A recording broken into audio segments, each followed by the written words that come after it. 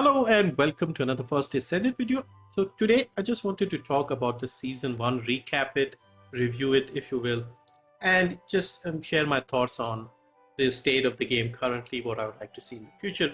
So overall I think season 1 has been a great success, a lot of improvements, a lot of minor improvements that we may not notice, but if you were playing the game since day 1, you will see a lot of changes. For example, the latest update here, we got ETA 0 again, so vendor, you can sell your extra blueprints, get some interesting items. I've been picking up all the consumables like the code breakers and the extra slots for your weapons and equipment and things like that. So that is all very good. Colors, hair dyes, whatever they offer. So this is good. We got new void boss, that was good. Ultimate trainer here was very good. 400% dungeons, probably my favorite new addition of this update or this season. Battle pass I think was okay, could see a bit more improvement, but I'm okay with the battle pass, a little better and I'll be happier. So yeah, content wise we got quite a lot of things. Of course now we are done with the content, so the next month or so I don't know what they're planning to do, because they initially planned 3 updates, but because of the community backlash they added the second and third update together and released it a little earlier. So the third update was supposed to come out on the 30th of October, but they combined the second and third update and released it on the 10th of October. And so now people like me who have played the game a lot and completed the main objectives, we don't really have much to do in November. I'll still see, maybe I'll work on a build or something for another Descendant that I've not played much of. I was thinking of maybe maxing out Ultimate Viesa for mobbing, maybe Haley for bossing, things like that. So I could still find something to do. But obviously the new content that they added, we have done all of that. I've done like the 400% dungeons, the invasion dungeons, battle pass was long since completed. So we've done quite a lot of things. So in the future I would like to see obviously more content variety. I mean, what we got here was fantastic. Right now we have Halloween, so they've decorated Albion, they've added new skins. Okay, also let me just quickly talk a little bit about the skins as well. So if you go around Albion, you'll see a lot of these Ultimate Prena skins, this one here. And this one is 1050 if you have already grinded the Ultimate Descendant, so you'll get it cheaper. Now, I think they charged too much for these skins here for the Halloween. Maybe they thought Halloween people will have more money or something and people will end up buying these skins, but I think these were overpriced. These ones should have been 750 like previously, like this one here or some of the other skins. They did a good job with these skins in my opinion. So these two skins especially, I think they were too expensive at 1300, because these are skins that are like available for all the Descendants. They just added a couple more things. They added like a back attachment and an emote and a spray and just made the bundle quite expensive. They should have kept it at a cheaper price and then made separate bundles to include these things. So yeah, so I think they missed a trick here. These were just too expensive, because you can get Ultimate Freyna skin for 1050 and these are more expensive. That is for an Ultimate Descendant. These are just like, you know, normal skins, I guess. I've not seen too many of these running around in Albion. In fact, I've rarely seen this one, or don't even remember seeing this one even once. In fact, let me just quickly have a look, see if there is anyone running around in Albion with any of these skins. So I'm pretty sure we'll see some of the Freyna skins. Obviously this is like a random sample size early in the morning on a Saturday, but you can see here this one has the Ultimate Freyna skin. This is like the free skin. This one is the other Ultimate Freyna skin. Again, this one actually, I like the color scheme here, Brazil. The third one here, is this the Ultimate skin? Yeah, this was like the previous skin, right? So we got 3 Ultimate Freyna skins so far. I'm trying to see if we see any of the nurse ones or the pumpkin ones from this one. Let's have a look here if anybody's down here. Bunny, I see one bunny here, okay. So again, the point I'm trying to make is the Ultimate Freyna skin, once you farm the Descendant, becomes a lot more reasonable compared to some of the other skins. Nobody over at ETA. Um, which one is that? That is the nurse skin, right? Yes. This one is the academy skin, I think. Um, ultimate. This is standard. This is no. This is not the nurse skin. This was the speedster or something it's called. What about here? That's the same one. See this guy here, this Frena, she has that mask. So she's not equipped the ultimate, but they did buy it because that's the only way to get that skin. She has the mask. I like this color scheme. See, what they have done here is they've taken the 125 caliber skin and put a few good colors here. I really like the look of this one. Yeah, I may try and do that as well. I think I have the black and the gold. Yeah, I really like this one here. Good job, friend. Good job.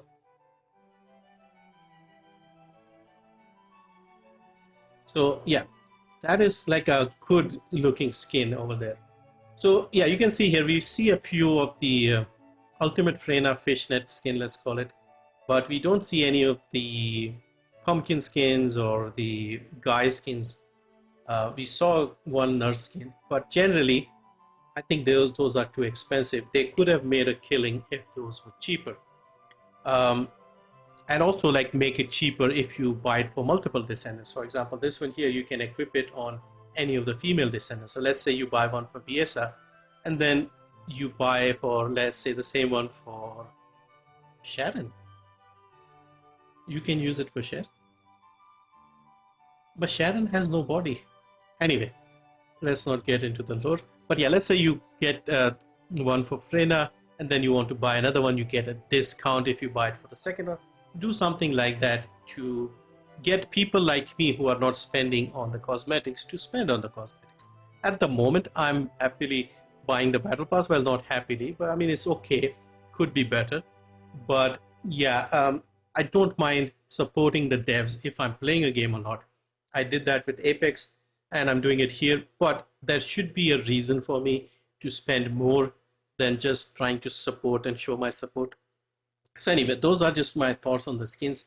Let me know what you think, what the pricing should be. I think the 125 caliber skins, the ones that are common, those are great. You can just recolor because, for example, the ultimate Frena cannot use the normal Frena skin, which I think is one of the best skins overall. So this one here, this is only 125. I think this is fantastic. This is just a normal Frena outfit, but in a different color. But yeah, I think this is amazing to look at. So this goes very well. Now, of course, if they could sell like normal head skins or something, they do sell it, but I don't think there's anything good for Frena. No, there's nothing for Frena. So anyway, so yeah, they could do better with the cosmetic pricing, have like multiple tiers, 125, 250, 375, 750 should be the max, and then the ultimate one should be the 1050 after you grind to the center. I think that should be the range. But yeah, if people are buying, they'll keep doing it. So it's ultimately down to what sells. If they are making a killing, making enough sales, then they have no reason to change it.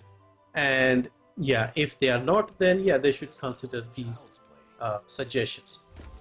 As far as the future of the game, I know there are a few things coming in season 2. I'm looking forward to that, but I would also like to see game fleshed out a bit more expansion on the lore, I suppose, make it more interesting. Now, one of the things I've often mentioned, even from the early betas, was the thing that Albion is basically the last bastion of humanity, but where is humanity? Where are the normal people we are fighting for? So I was hoping in the future if they could expand it to like a region where you go and mingle with the normal people, do quests for them, like a town or a city. Now this is supposed to be the city, but we only see a few of the vendors here and a few NPCs, like few like people here like this guy. But we want civilians and some quests. Maybe you go and see somebody who got attacked, ambushed by a vulgus thing, and they are dying, and you need to find some special medicine that you get from like killing a vulgus or something, and then do some quests like that. That would be fun. So yeah, I'm hoping just more content variety, different types of content, and more fleshed out lore. And yeah, the game should do well long term if they sort of do these things. But I'm curious to see how the next month goes, because this is a period where they don't really have any content planned. So it will be very interesting how they manage this quiet period. Of course, this might be a plan because, of course, Black Ops 6 has just come out. You're also getting some other newer games. So they're probably expecting this period to not be good for the game because people will be playing other games.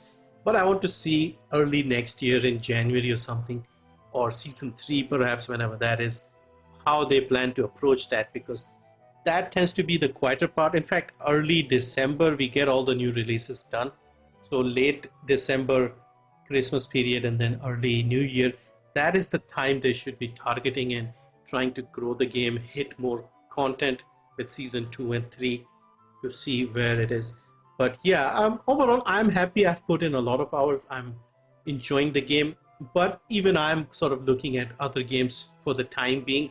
I may still do, at the moment I just log in to collect the 5 million gold from the daily invasion dungeons, and I've also been crafting a lot of the catalyst and the other things. So catalyst and energy activators, even though I don't really need that many more, but catalyst obviously you can get as many as you want. So 33 here, I still have another 44 blueprints, so I just log in a couple of times a day and just start the research on these. Energy activators, how many do I have? I have 14 of these. Again, if I was to put them on each of the guns, then I'll need more, but yeah, I have another 16 blueprints, so I'll just be crafting them side by side while there's nothing else to collect a lot of gold, because gold, despite everything, 43 million might seem a lot, but if you end up maxing out a few of the transcendent mods, that takes up a lot. Like I've maxed out the Freyna mods here. These were basically 5 million each to fully max out, so these are expensive as hell. Plus I've been combining a lot of modules and things to get all the remaining mods. I have almost everything, I think just one remaining. This one here, charge intensive, so I still have to keep combining. But yeah, I've done pretty much everything that is on offer. Of course, maxing out each and every descendant, every gun, that is something I've not done. I've fully enhanced them. I've taken all of them to 40. I am at 25, almost 26 here. So yeah, that is about it. Like I just put 2 guns here that are not leveled up and do a few missions. And yeah, so quiet part, but I'm happy with the state of the game. I also like to sort of finish the season and do the content and then do some other thing until the next season arrives. So I don't mind, and overall I've been happy with this game. It's easier to get into. Like Diablo 4, for example, I played last year. I enjoyed it quite a lot, but I never got into like the builds and stuff on my own. Like I still struggled with that. With here, with the ultimate, with the First Descendant, it was a lot more easier to get into like the builds and deep diving into things. So I'm enjoying that part of the game here. So yeah, anyway, just wanted to share my thoughts. Let me know what you think as well. Overall, I'm happy. If Nexon keeps supporting the developers here and they keep adding more interesting content, I'll be happy. The Freyna questline, I also want to mention that I really liked that one, although it was basically a few cutscenes and the normal missions over and over. I would like to see more of that. It was a step in the right direction, I feel. So more quests for the other descendants, and also I would like to see an option to like do the quests again or something like that, because at the moment we've seen some of the cutscenes, but the quests that we have done, those are all done. We don't even have an option to see what it was and what we did. So would like to like have an option to just do them again, just to maybe capture some footage and things like that. We can see some of the cutscenes over here, but yeah, hopefully they add more of these things in the future. But yeah, those are my thoughts on the game. Like I said, I'm very happy with the state of the game. I wasn't expecting to like the game based on the last beta they had early this year, but when the game launched, I was happy. There was a lot more content than I thought. So yeah, let's see what the future holds. Hopefully it does well long term. I see a few doom and gloom posts here and there from people. The player numbers are down and things like that, but I think that is normal. in the life cycle of a game like this that is so early in its sort of life cycle, let's say. And yeah, if they keep adding more content, if the devs keep responding and listening to the way they have been so far, I think the game has a decent future. But anyway, those are my thoughts. Do let me know what you think. Thank you for watching, and I'll see you next time.